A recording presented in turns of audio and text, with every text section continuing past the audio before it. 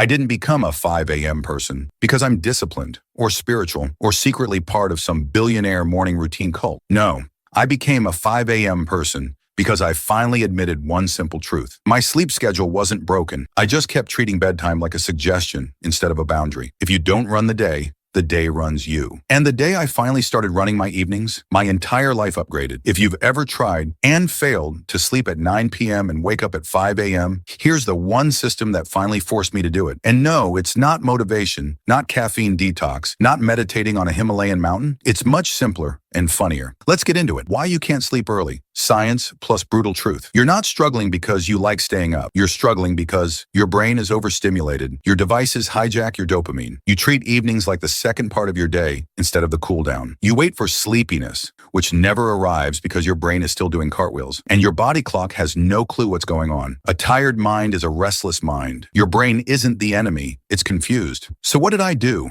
I built a habit that forces your brain into shutdown mode at exactly the right time. The one system, the 3-hour shutdown ritual. Here it is. You divide your evening into 3 strict shutdown zones that pull your brain out of daytime mode and into sleep mode effortlessly. This system is called the 3-hour shutdown ritual, and it's the only thing that finally made me sleep at 9 p.m. without feeling like I was being punished. Let's break it down. The structure. Your evening from 6 p.m. to 9 p.m. is divided into 6 to 7 p.m. offload hour. Get everything out of your brain. 7 to 8 p.m. downshift hour. Reduce stimulation. 8-9 p.m. dopamine blackout. 0 screens, 0 noise, 0 stimulation. Basically, treat your brain like a baby and put it to bed. This turns your mind into sleep mode automatically. Let's go deeper. Offload hour 6 to 7 p.m. This hour tells your brain, workday is done. Stop thinking about stuff. What you do. Write tomorrow's to-do list. Clean up your workspace. Respond to last messages. Get tasks out of your head. Do quick chores. Light movement or walk. Why it works. You can't sleep early if your brain still thinks the day is active. Offload hour shuts your open mental tabs. All 47 of them. Downshift hour.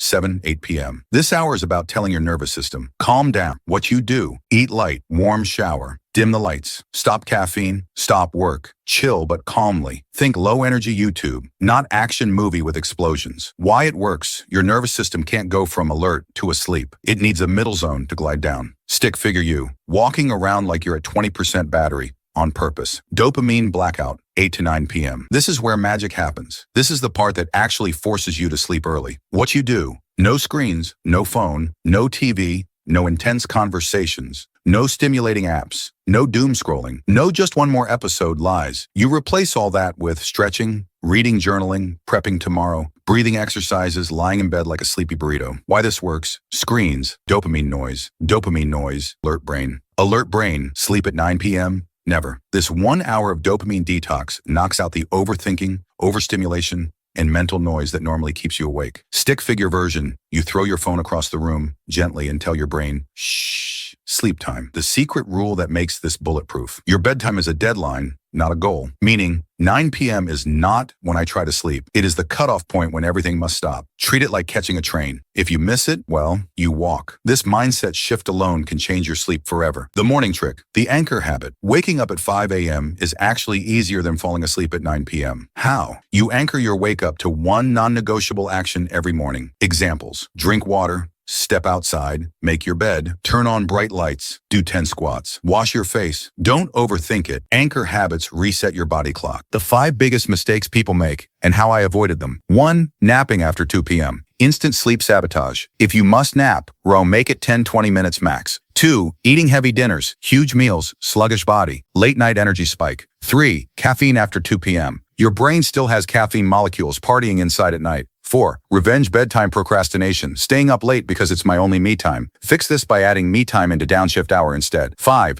Using the phone in bed. Your bed becomes associated with scrolling, not sleeping. You must fix that. What happens after 7 days? After 1 week of the shutdown ritual, here's what I noticed. I fell asleep faster. I woke up before the alarm. My mornings felt calm. My thoughts were clearer.